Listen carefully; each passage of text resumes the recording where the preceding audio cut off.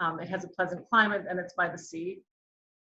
But it's also a transit point, as Anne mentioned, for a smuggling route into Europe, and has been for actually quite a long time. That obviously intensified during the Syrian war, and the EU-Turkey statement of 2016 really meant that the over 200,000 refugees were in a sense forced to settle here. So this is, you can see this is the greater metropolitan area of the city of Izmir.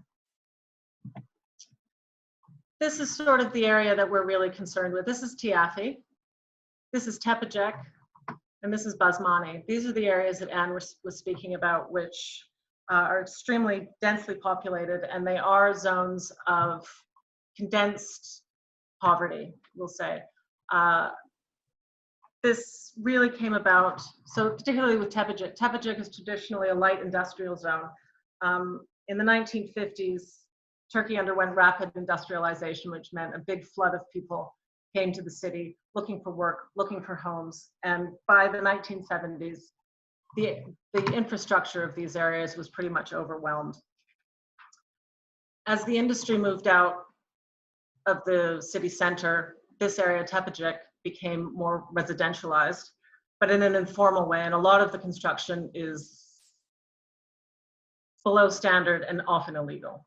And as Anne mentioned also, it suffers all of the challenges of intense and dense poverty.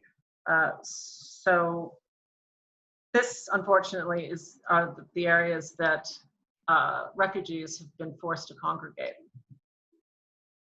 This gives you some idea of the density of construction or urbanization that we're talking about. This is Tiafi here.